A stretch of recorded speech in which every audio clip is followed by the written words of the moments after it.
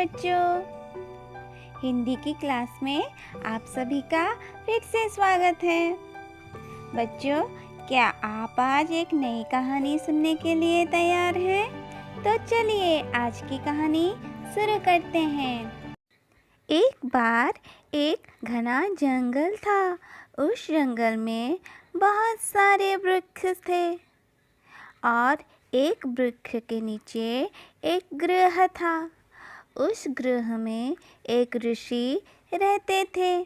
वह ऋषि जंगल के सारे जानवरों से बहुत प्यार करते थे। उन ऋषि के पास एक मृग था। एक दिन मृग तृण खा रहा था।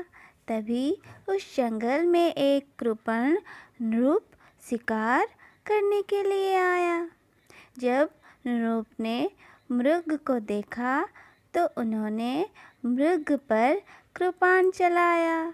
जब वो कृपाण मृग के शरीर पर लगा तो मृग वहाँ पर मर गया।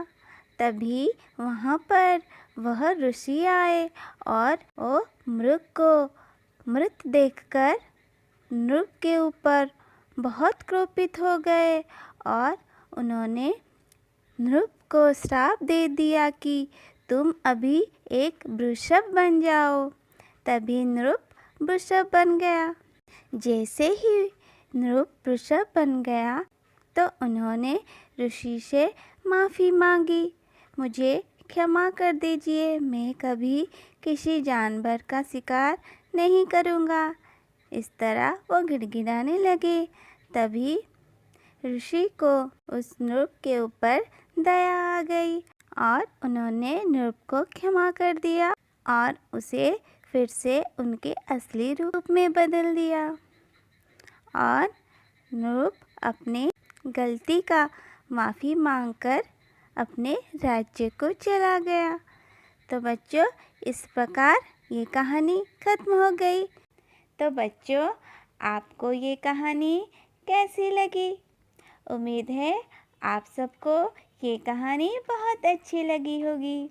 तो बच्चों, इस कहानी में हमने कुछ ऐसे शब्द सुने होंगे जिनमें री की मात्रा का प्रयोग होता है, जैसे वृक्ष, मृग, गृह, नृप, तृण, कृपाण, वृषभ, कृपण।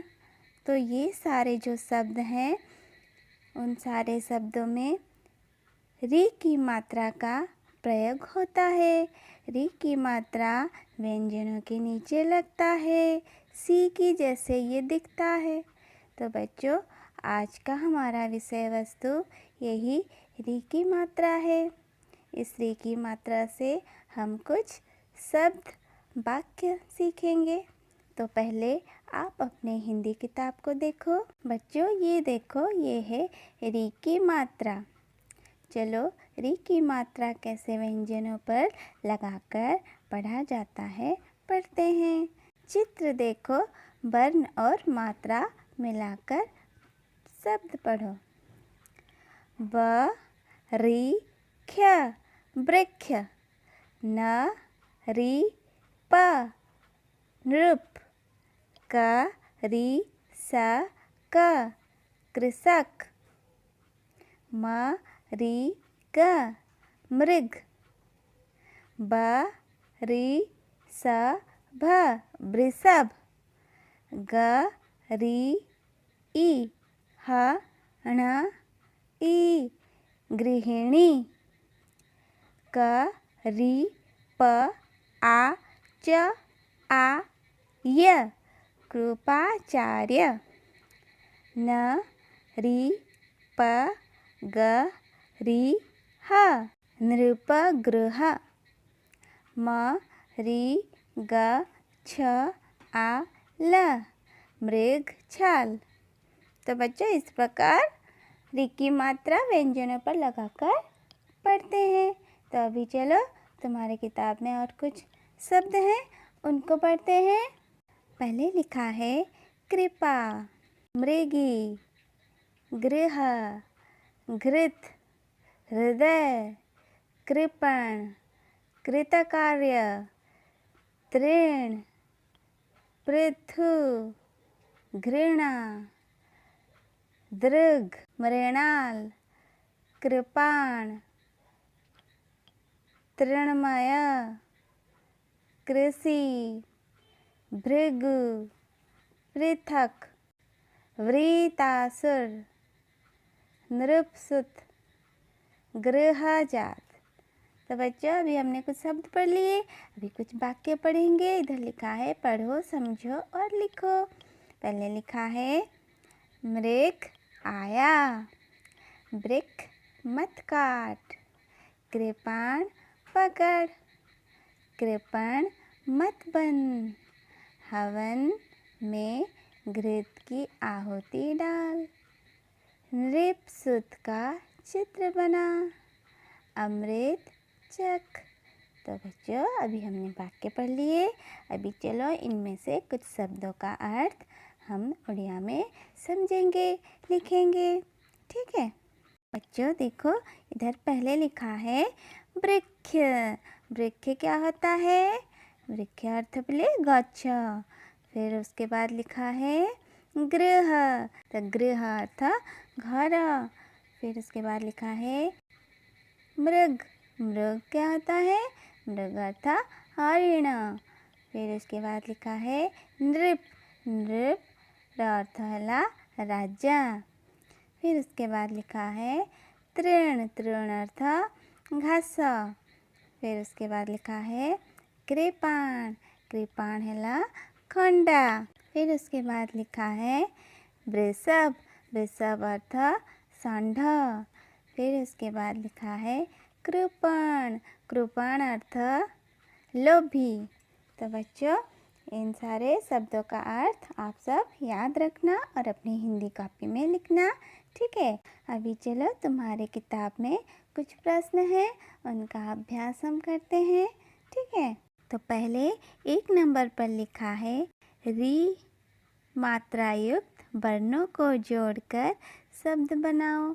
यहाँ पे कुछ वर्ण हैं जिनमें री की मात्रा दी गई है।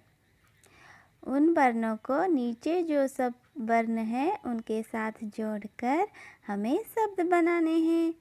तो पहला वर्ण कौन सा है? म में री की मात्रा मृ। तो मृ में हम क्या जोड़ेंगे?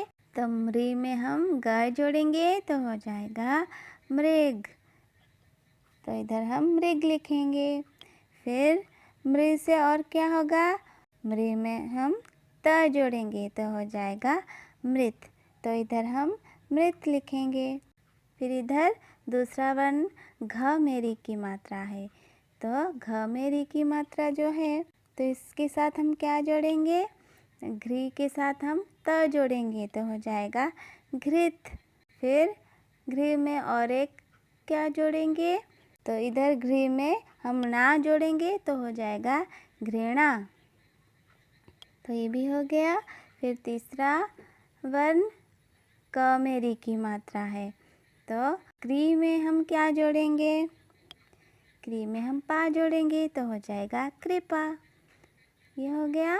फिर क्री में हम क्या जोड़ेंगे? सी जोड़ेंगे तो हो जाएगा कृषि।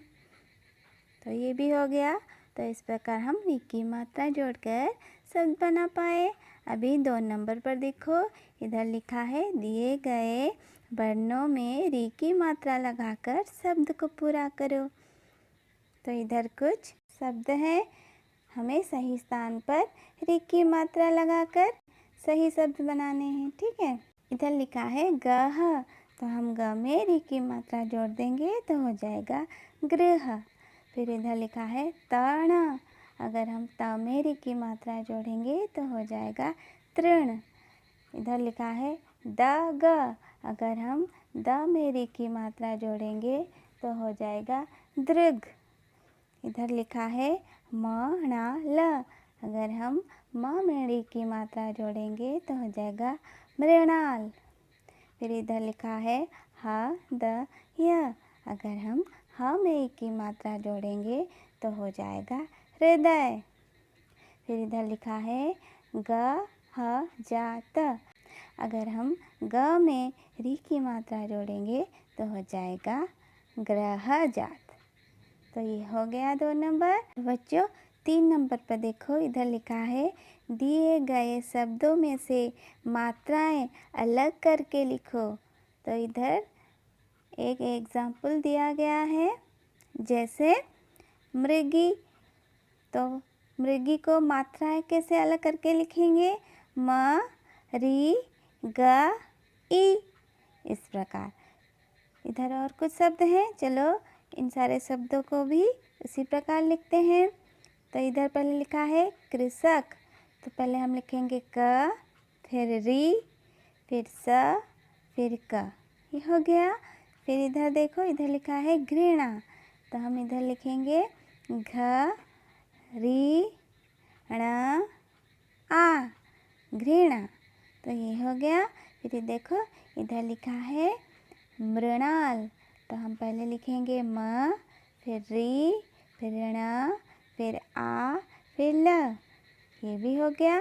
फिर इधर लिखा है भृगु, तो हम इसको लिखेंगे इस प्रकार भ, री, ग, उ, तो ये भी हो गया। तो बच्चों इस प्रकार हम इन सारे प्रश्नों के उत्तर को कर पाए। आप सब इन सारे प्रश्नों के उत्तर को अपनी हिंदी कॉपी में और किताब में लिखना, ठीक है। अभी मैं चलती हूँ, दोबारा फिर से आऊँगी और एक नए मात्रा के साथ। धन्यवाद।